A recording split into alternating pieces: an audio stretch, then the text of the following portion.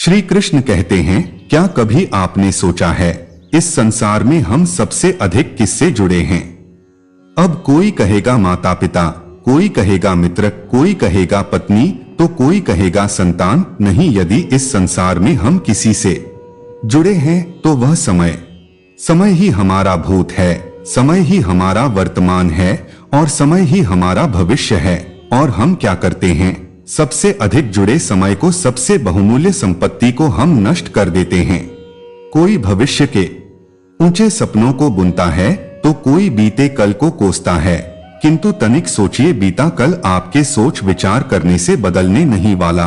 और भविष्य के विषय में सोच विचार करके यदि आप अपना वर्तमान नष्ट कर देते हैं तो आपका भविष्य भी बीते कल की भांति होगा।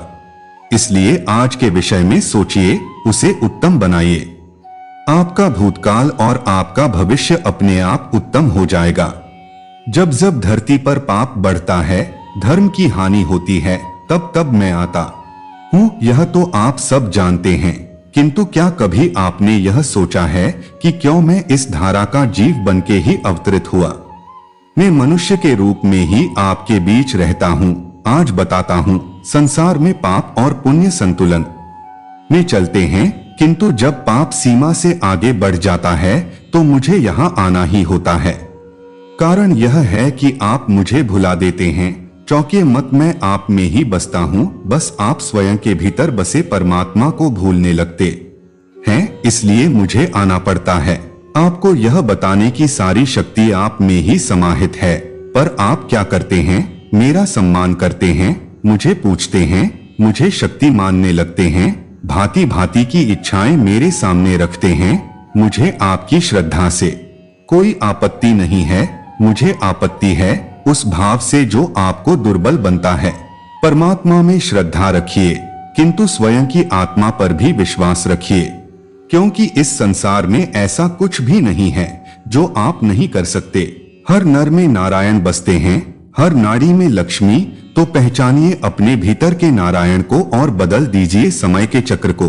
मुझे प्रसन्नता होगी, मेरे अवतार लेने का वास्तविक प्रयोजन आपको समझ आया तो शंका त्याग कर शंकर बन जाइए, अन्यथा कंकड़ के समान रहना होगा। एक बार सच्चे दिल से बोलिए राधे राधे। श्री कृष्ण कहते हैं, ईश्वर के लिए सभी प्राणी समान है, उन सभी में समान रूप से ईश्वर का वास होता है। कोई जीव छोटा या बड़ा, अधिक या ज्यादा प्रिय नहीं है। जो अपने ईश्वर की विशेष आराधना करते हैं, पुकारते हैं, उनके साथ सदैव उपस्थित रहते हैं। संपूर्ण जगत, ब्रह्मांड, चर अचर सब में ईश्वर का वास है। यह ईश्वर की माया ही है जो पूरे ब्रह्मांड में व्याप्त। वही ईश्वर धरती पर मधुर संगीत है, वही ईश्वर अग्नि की ऊष्मा है। इस ईश्वर का वास प्रत्येक प्राणियों में है, जो सन्यासियों के चित्त को शांत कर साधना में लीन करता है। वह आत्म संयम भी ईश्वर ही है। यह संसार नश्वर है, सुख दुख हर्ष विषाद आदि लगे रहते हैं। क्षण भर के सुख से जो खुश नहीं होता और अशुभ होने पर जो दुखी नहीं होता, वह व्यक्ति सच्चा ज्ञानी होता है। उसे ज्ञात होता है कि यहाँ सब कुछ क्षण भर के लिए होता है, भले ही वह सुख हो या दुख। यह जीवन कर्म प्रधान है। जो व्यक्ति कर्म करके, परिश्रम करके अपने लिए कुछ अर्जित करता है, वह वास्तविक रूप से उस फल का भागी है। अन्यथा वह चोर की भांति है, जिसे बैठे बिठाए सब मिल जाता है। जिस व्यक्ति के पास आपके लिए मान सम्मान और कद्र ना हो, उनके साथ रहना व्यर्थ है। वह सदैव आपके लिए शत्रुता का भाव रखते हैं। ऐसे व्यक्ति के साथ रहने से उत्तम है कि आप अकेले रहे। जब समस्याओं पर हमारा वश नहीं चलता, हम आरोप लगाते हैं इस संसार पर और वहां के लोगों पर। सोचते हैं काश यहाँ पर आया ही नहीं होता। एक किसान बंजर धरती पर जाता है और अपने परिश्रम से उसे लहलहता खेत में परिवर्तित कर देता है। एक दर्जी जिसके पास एक समान सा वस्त्र आता है, अपने परिश्रम से उसे एक सुंदर वेश में परिवर्तित कर देता है। आप भी परिश्रम कीजिए। यह महत्वपूर्ण नहीं है कि आप किस संसार में आए, यह महत्वपूर्ण नहीं है कि आप यहाँ कैसे आए। यदि कुछ महत्वपूर्ण है तो यह है कि जब आप गए तब आप इस संसार को कैसा छोड़कर गए। तो यह सोचकर जिए कि जो किसी के लिए नरक हैं, उसे किसी का स्वर्ग बनकर निकले। आपका जीवन और आपका संसार दोनों धन्य में हो जाएगा। श्री कृष्ण कहते हैं, संसार में सबसे बड़ी शक्ति क्या है? अब आप में से कुछ कहेंगे शास्त्र की, कोई कहेगा बुद्धि की, तो कोई कहेगा बल्कि, किंतु यह सब अधूरे हैं। संसार में सबसे बड़ी शक्ति है मित्रता। यदि सच्ची मित्रता प्राप्त हो जाए तो वही सबसे बड़ा धन है। जब आप कठिनाइयों में होंगे तब मित्रता शास्त्र बनकर आपका सहायता करेगी। मार्ग भटक जाओगे तो मित्रता शास्त्र बनकर आपका राह दिखाएंगे। षड्यंत्र में फंस जाओगे तो बुद्धि बनकर बाहर निकलेंगे। अकेले हो जाओगे तो ममता बनकर साथ निभाएंगे। इस संसार में कुछ कमाना है तो धन नहीं, मित्रता कमाओ। स्मरण रखिए, यदि इस संसार में मित्रता बनाना आपकी सबसे बड़ी दुर्बलता है तो आप इस संसार के सबसे शक्तिशाली प्राणी हैं। बाहरी सुंदरता से कभी भी आकर्षित मत होना, क्योंकि अक्सर खूबसूरती में कई राज समाये होते हैं। जो काम आपसे हो सकता है वह कभी दूसरों से मत कराना, क्योंकि अक्सर लोगों में गलत फहमी उत्पन्न हो जाती है। कर्मों की गति इतनी प्रभावशाली होती है कि वह करने के बाद भी आपका पीछा नहीं छोड़ती। इसीलिए कभी भी अधर्म कार्य मत करना। कभी यह मत सोचो कि उस काम को कल करेंगे, तो वह कल कभी नहीं आता, बल्कि आप अपने जीवन का एक और दिन बर्बाद करते। जब भी हम किसी के लिए बुरे शब्दों का प्रयोग करते हैं तो वह हमारे ऊपर ही हावी होते हैं, क्योंकि उसमें दूसरों का कोई दोस्त नहीं होता। कभी भी किसी के प्रति इतनी आसक्ति ना रखो कि उसके बगैर आपका कार्य चल ना सके, क्योंकि दूसरा तो केवल एक माध्यम होता है, सफर तो उसे खुद ही तय करना होता है। आज के युग में कोई सच्चा प्रेम नहीं करता, वह अपने ही स्वार्थ के लिए उसे चुनता है और वक्त निकलते ही उसे छोड़ देता है। जबकि सच्चा प्रेमी तो वह है जो बिना किसी चाहत का भी कभी आपका साथ नहीं छोड़ता। किसी भी व्यक्ति के पास इतना समय नहीं होता कि वह किसी की तारीफ कर सके, क्योंकि वह अपने बारे में अच्छा सुनने की इच्छा से दूसरों की तारीफ करता है। जब भी आपको लगे कि आप अकेले हैं तो किसी के सहारे की वजह अपने अंदर झांकिए और उस सच्चे मित्र ईश्वर से पूछे जो हर समय आपके हित के लिए ही सोचता है। अगर सहारा किसी का जीवन बना देता है तो यह प्राकृतिक इतनी सुंदर ना होती, क्योंकि जो आगे बढ़ाने के लिए सहारा ढूंढता है तो वह पहले से ही बहुत पीछे चला जाता है। श्री कृष्ण कहते हैं, वह सपने सच नहीं होते जो सोते समय देखे जाते हैं। सपने वही सच होते हैं जिनके लिए आप सोना छोड़ देते हैं। नींद तो बचपन में आती थी, अब तो बस थक कर सो जाते हैं। झाड़ू में जब तक बंधन होता है तब तक वह कचरे को साफ करता है। बंधन खुल जाने पर झाड़ू खुद कचरा बन जाता है। इसलिए हमेशा अपनों से बंधे रहिए। अनेकता में ही एकता होती है। जो कल था उसे भूल कर तो देखो, आज है उसे जी कर तो देखो। आने वाला पल खुद चल कर आएगा, कोशिश करके तो देखो। पछतावा अतीत नहीं बदल सकता और चिंता भविष्य नहीं संभाल सकती। इसलिए वर्तमान का आनंद लेना ही जीवन का सच्चा सुख है। स्वार्थ छोड़ दो तो शरीर सुंदर हो जाएगा और विवाद छोड़ दो तो संबंधों को फायदा होगा। इस तरह बैठ चिंता छोड़ दो तो जीवन को फायदा होगा। हमें हर संबंध को समय देना चाहिए, क्योंकि कल क्या पता हमारे पास समय हो पर संबंध ना हो। कोशिश कर रहा हूँ कि कोई मुझसे ना रूठे, जिंदगी में अपनों का साथ ना छूटे। कोई तारीफ करें तो तुरंत में नाचने मत लगना। याद रखिए, तारीफ के पुल के नीचे मतलब की नदी बहती है। समस्याएं हमारे जीवन में बिना किसी वजह के नहीं आती, उनका आना एक इशारा है कि हमें अपने जीवन में कुछ बदलना है। तुम क्यों व्यर्थ में चिंता करते हो? तुम क्यों भयभीत हो? कौन तुम्हें मार सकता है? आत्मा ना कभी जन्म लेती है और ना ही कोई उसे मार सकता है। यही जीवन का अंतिम सत्य है। जिसने मन को जीत लिया है वह पहले ही परमात्मा को प्राप्त कर लिया है, क्योंकि उसने शांति प्राप्त कर ली है। ऐसे मनुष्य के लिए सुख दुख, सर्दी गर्मी, अरमान अपमान एक से है। श्रेष्ठ पुरुष को सदैव अपने पद और गरिमा के अनुरूप कार्य करने चाहिए, क्योंकि श्रेष्ठ पुरुष जैसा व्यवहार करेंगे, इन्हीं आदर्श के अनुरूप सामान्य पुरुष भी वैसा ही व्यवहार करेंगे। सफलता जिस ताले में बंद रहती है वह 2 चाबियां से खुलता है। एक कठिन परिश्रम और दूसरा दृढ़ संकल्प। मैं भूतकाल, वर्तमान और भविष्य काल के सभी जीवों को जानता हूँ, लेकिन वास्तविकता में मुझे कोई नहीं जानता है। जो दान कर्तव्य समझकर बिना किसी संकोच के किसी जरूरतमंद व्यक्ति को दिया जाए तो वह सात्विक माना जाता है। जो पुरुष सुख दुख में विचलित नहीं होता है और इन दोनों में समान रहता है, वह निश्चित रूप से मुक्ति के योग्य है। कर्म वह फल है जिसे इंसान को हर हाल में काटना ही पड़ता है, इसलिए हमेशा अच्छे बीज बोए ताकि फसल अच्छी हो। जो लोग भक्ति में श्रद्धा नहीं रखते वह मुझे पा नहीं सकते, अतः वह इस दुनिया में जन्म मृत्यु के रास्ते पर वापस आते जाते रहते हैं। मेरे लिए ना कोई गरीब है और ना कोई प्रिय, किंतु जो व्यक्ति भक्ति के साथ मेरी पूजा करते हैं वह मेरे साथ है और मैं भी उनके साथ हूँ। मनुष्य को जीवन की चुनौतियों से भागना नहीं चाहिए, ना ही भाग्य और ईश्वर की इच्छा जैसे बहाने का प्रयोग करना चाहिए। मनुष्य को परिणाम की चिंता किए बिना लोभ लालच से रहित एवं निस्वार्थ और निश्चल होकर अपने कर्तव्यों का पालन करना चाहिए। जिस तरह प्रकाश की ज्योति अंधेरों में चमकती है, ठीक उसी प्रकार सत्य भी चमकता है, इसलिए हमेशा सत्य की मार्ग पर चलना चाहिए। जिस मनुष्य के अंदर ज्ञान की कमी और ईश्वर में श्रद्धा नहीं होती है, वह मनुष्य जीवन में कभी भी आनंद और सफलता को प्राप्त नहीं कर पाता है। जब जब इस धरती पर पाप, अहंकार और अधर्म बढ़ेगा तो उसका विनाश कर धर्म की पुनः स्थापना करने हेतु मैं अवश्य अवतार लूंगा।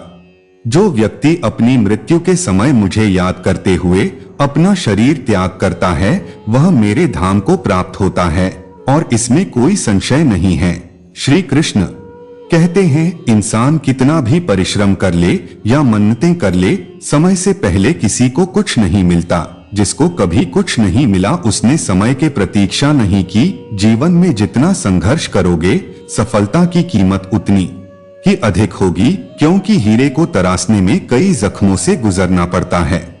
इस दुनिया में जो लोग सफल हुए हैं, उन्हें कोई वरदान नहीं था, ना ही उनका कोई विशेष जन्म हुआ था। वह अपनी मेहनत और कर्मों से ही महान बने हैं। जो मनुष्य धोखे और कूटनीति से सफलता प्राप्त करता है, वह सबसे बड़ा पापी होता है, क्योंकि शायद उसने किसी जरूरतमंद का सहायता तो किया हो।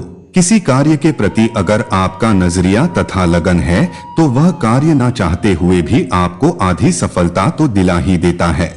किसी भी अच्छे कार्य को शुरू करने के लिए कभी भी शुभ मुहूर्त की तलाश ना करें, क्योंकि शुभ मुहूर्त तो वही था जब आपने उसके बारे में सोचा था। आलस मनुष्य का सबसे बड़ा शत्रु है। जिस शरीर में रहता है उसका नाश कर देता है। योग करने से हमारा शरीर और मन जिस प्रकार से स्वस्थ होते हैं, उसी प्रकार नियमित ध्यान करने से मस्तिष्क और हृदय पवित्र होता है।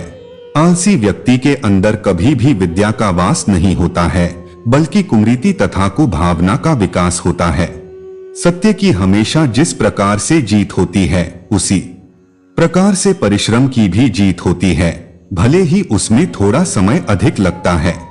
ज्ञान तो लगभग सभी के अंदर एक जैसा ही होता है, किंतु कुछ लोग उसको अपनी आदत बना देते हैं और कुछ लोग उसको अपनी सबसे बड़ी भूल बना देते हैं। श्री कृष्ण कहते हैं, हमारे पास अक्सर बहुत लोग आते हैं, कुछ को हम समय देते हैं और कुछ का तिरस्कार करते हैं, किंतु तिरस्कार कभी नहीं करना चाहिए।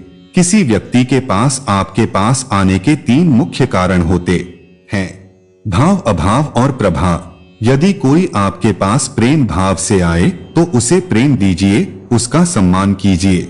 यदि कोई आपके पास अभाव में आए तो उसकी आवश्यकता समझे और जितना हो सके स्वयं से उसकी सहायता करें।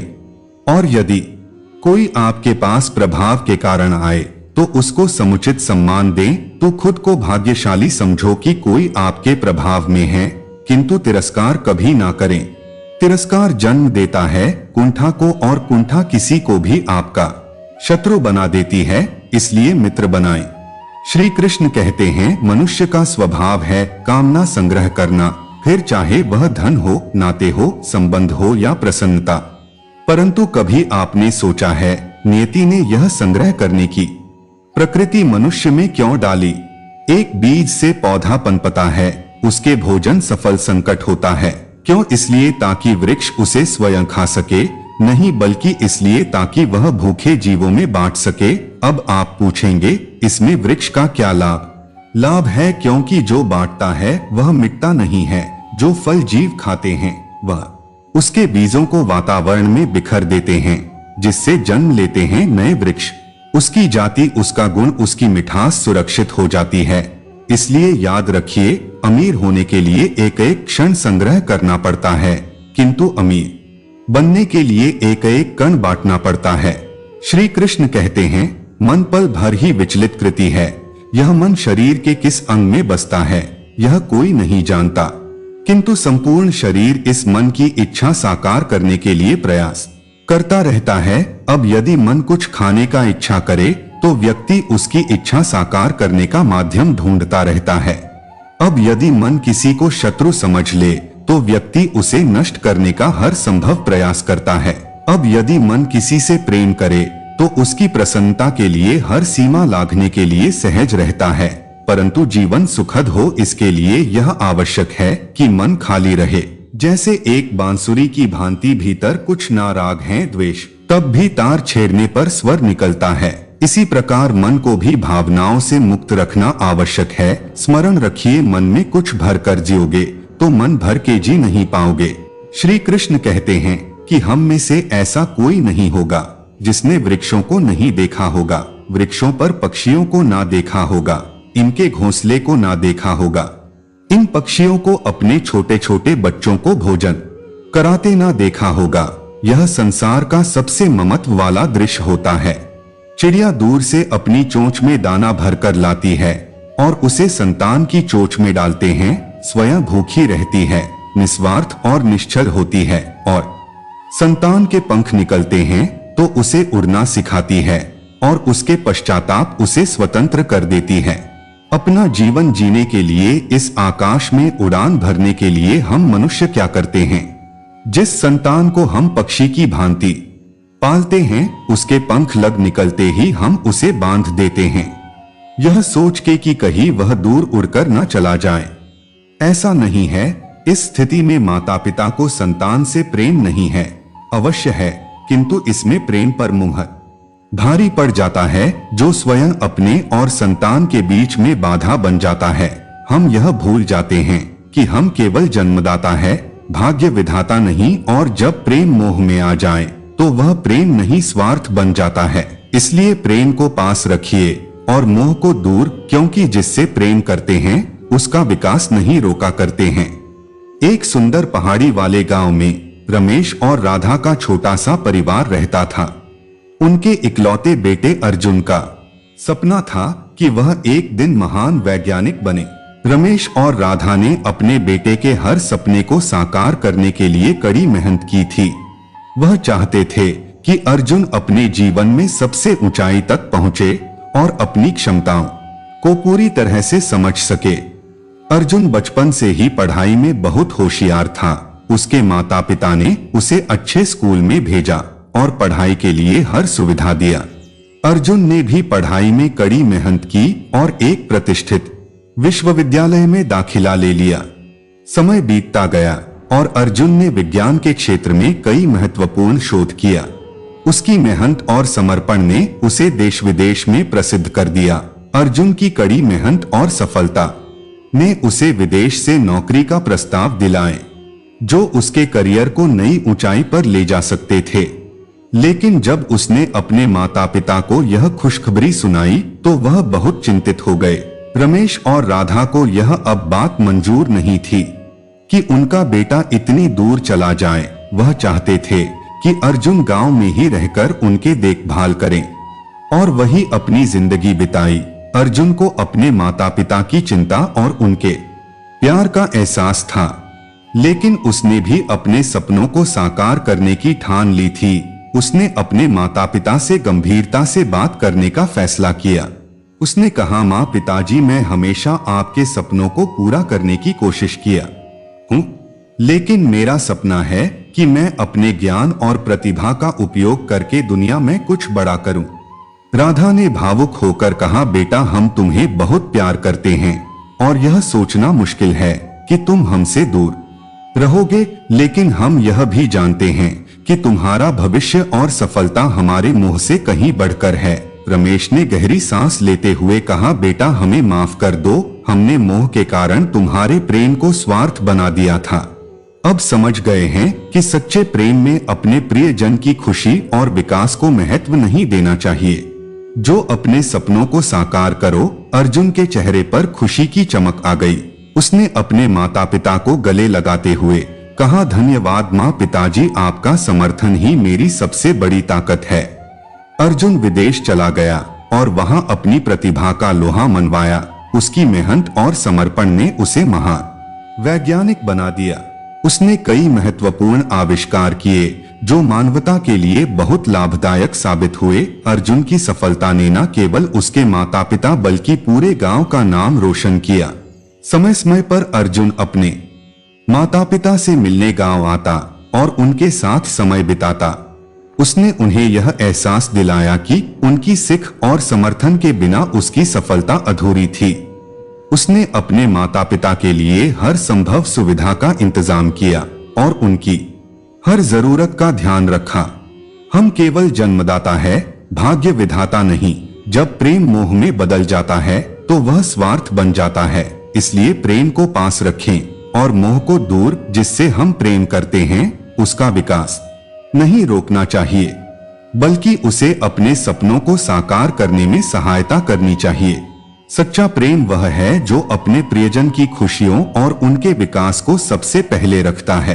अपने बच्चों के सपनों को उड़ान दे, क्योंकि उनकी सफलता ही आपकी सच्ची विरासत है। श्री कृष्ण कहते हैं, जब से मनुष्य जाति का अस्तित्व बना है तभी से युद्ध भी अस्तित्व में आया है। युद्ध जो कभी धन का द्वंद्व बनकर सामने आता है तो कभी सुरक्षा का हथियार बनकर, कभी विजय की भूख के लिए तो कभी पराजय टालने के लिए। किंतु वास्तविकता तो यह है, यदि आपको आगे बढ़ना है तो युद्ध तो करना होगा, परंतु युद्ध के लिए सजग रहना इतना महत्वपूर्ण नहीं जितना महत्वपूर्ण है यह समझने की युद्ध को टाला कब जा सकता है। क्योंकि सबसे सफल युद्ध वही होता है जो कभी लड़ा ना जाए। चाहे आप युद्ध में विजय प्राप्त करके स्वयं का मान तो बढ़ा लोगे, किंतु अपना बल खो दोगे। इसलिए जहां तक हो सके युद्ध को टालिए। इस शक्ति को संग्रहित करो ताकि जब यह युद्ध धर्म बनकर सामने आए तो आप उसे पूरे बल के साथ लड़ सको।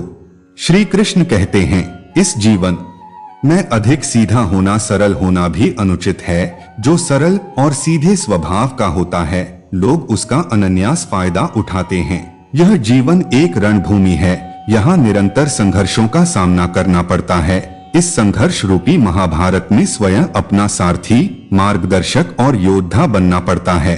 जिसकी किस्मत अच्छी होती है, जिनके पास किसी साधन की कोई कमी नहीं होती है, वह थोड़ा सा भी कष्ट नहीं झेलते।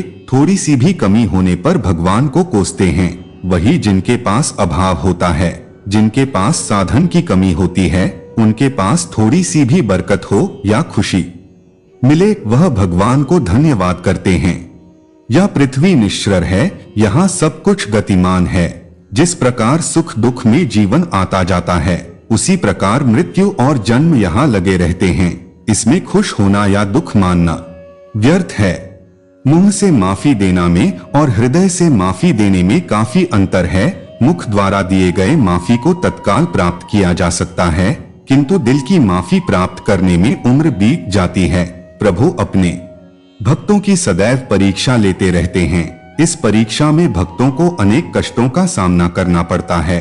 सामान्य लोग इसे अपना दुख मानकर पीछा छुड़ाते हैं, वहीं साधक तथा प्रेमी प्रभु की इच्छा समझकर उसका सामना करते हैं। सांसारिक सुख क्षणिक होता है, जो सुख आज प्राप्त हो रहा है वह सुख स्थायी नहीं है। यह सुख आपके साथ सर्वदा नहीं रहने वाला। आपको दुख भी प्राप्त होगा, परंतु संसार से वियोग अर्थात मुक्ति परम आनंद को प्राप्त करती है। यह ईश्वर तक पहुंच जाती है। माना जाता है कि जीवन के पूर्ण कर्मों का फल इसी जन्म में होता है। जितने भी रिश्ते नाते सुख दुख व्यक्तिगत जीवन में प्राप्त होते हैं वह पूर्व जन्मों का फल है। वरना कौन इतनी बड़ी दुनिया में आपसे दिल लगाता है। राधा और कृष्णा दोनों अवतारी थे। दोनों का जन्म किसी विशेष परिस्थितियों के लिए हुआ था। वो दोनों का मिलना बिछड़ना बस एक प्रक्रिया मात्र थी, जिनके माध्यम से प्रेम का वास्तविक रूप समाज में दिखाना था। आस्था तथा प्रेम पर व्यक्ति का स्वयं नियंत्रण होता है। जहां आस्था और प्रेम लग जाता है, वही श्री कृष्ण के दर्शन हो जाते हैं, क्योंकि श्री कृष्ण सर्वव्यापी हैं। कृष्ण को जो भक्त सच्चे हृदय से पुकारता है, वह उनके साथ सदैव खड़े हो जाते हैं। प्रहलाद जैसा विश्वास, भीलनी जैसी आशा, द्रौपदी जैसा पुकार, मीरा जैसा इंतजार, अगर सभी शुद्ध हो तो कृष्ण को तो आना ही पड़ता है। आशाएं व्यक्ति को दुख के मार्ग पर ले जाती है। आशाएं बड़ी दुर्लभ होती है। आशा अनुरूप कार्य होने पर जहां खुशी मिलती है, वहीं आशा के विरुद्ध कार्य होने पर दुख का पहाड़ टूट जाता है।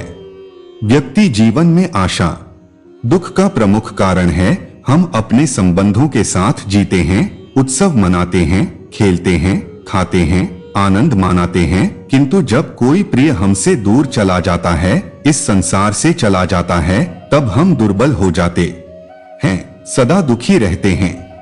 क्या यह होना चाहिए? इस प्राकृतिक को देखिए। वृक्ष पत्तों के झड़ने का शोक नहीं मनाता, वह नए पत्तों के आने का स्वागत करता है। कल आप भी किसी के स्थान पर आए थे और कल आपके स्थान पर कोई और अवश्य आएगा, क्योंकि यह परिवर्तन है, यह प्राकृतिक का नियम है। इसमें शोक कैसा? जो छूटा उसका शोक मनाने के स्थान पर जो मिलेगा या जो आपके पास है, उसका आनंद उठाइए। जो लोग यह कहते हैं कि अपनों के आगे झुकने में बुराई नहीं, उन्हें मालूम होना चाहिए कि जो अपने होते हैं वह कभी झुकने नहीं देते।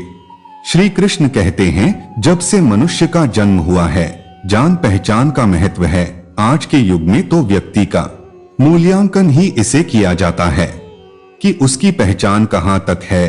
क्यों आपके आसपास भी कहीं ऐसे लोग होंगे जो पहचान के बल पर आपको लाभ देंगे। ऐसे कई लोग होंगे जो पहचान से काम लेंगे, धन अर्जित कर लेंगे, किंतु आप तनिक सोचिए, क्या यह ठीक है? पहचान से मिला काम आपके साथ तब तक रहेगा जब तक आपके उनसे मधुर संबंध होंगे। संबंधों में खटास आई और काम निकल गया हाथ से, तो अब क्या किया जाए? इसका उत्तर है, अपना काम पूरे मन से करो, अपना काम निश्चल भाव से करो, क्योंकि पहचान से मिला काम अधिक समय तक नहीं टिकेगा, किंतु काम से मिली पहचान युगों युगों तक टिकेगी। श्री कृष्ण कहते हैं, जीवन में कुछ कर दिखाना है। आकाश की वह सीमा छू जिसे छूने के विषय में आप कभी सोच नहीं सकते, तो अपने भीतर से यह 3 गुण अर्जित कीजिए। पहले अपने लक्ष्य को पाने की चाह और लगन, यह आपसे वह करवा सकता है जो आप कभी नहीं कर सकते।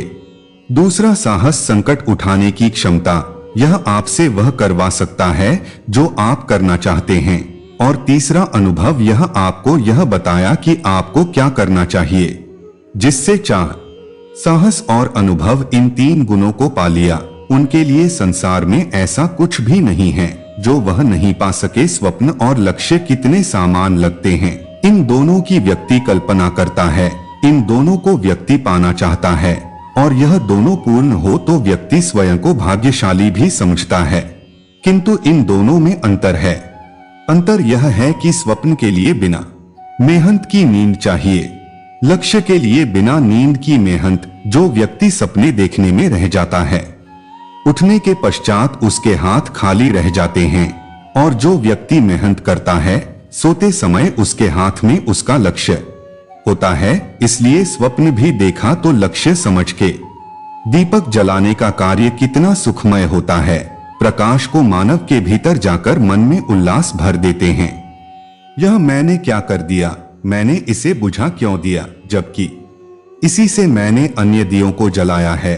क्योंकि जब तक यह तीली अन्य बातिन को जला रही थी, तब तक यह जल रही थी, किंतु जब इसने ऐसा करना छोड़ दिया तो इसे स्वयं बुझाना पड़ा। जीवन में इसी प्रकार प्रकाश देने का नाम है। जीवन में शुभ काम करोगे, परोपकार करोगे, किसी की सहायता करोगे तो जीवित रहोगे। और जिस दिन यह देना बंद कर दिया, सांस लेने के पश्चात भी मृत समान होगी।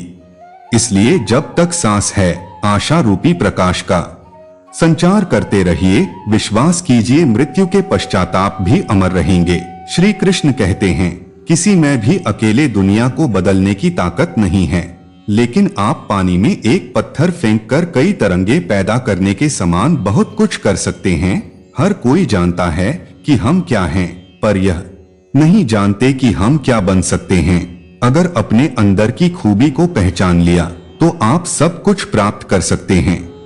जीवन में कभी भी दुख से ना डरो, क्योंकि जब ठोकर लगती है तभी मनुष्य को सीख आता है और संभल कर चलता है। मनुष्य की गलतफहमी है कि भाग्य ही सब कुछ है, लेकिन भाग्य नाम की कोई चीज नहीं होती, इसकी केवल मनुष्य पूजा करता है।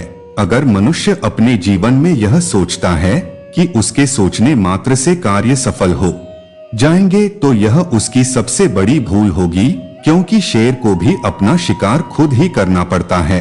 भाग्य तभी होता है जब मनुष्य कर्म करता है, और कर्म नहीं करता है तो वही भाग्य अभिशाप बन जाता है।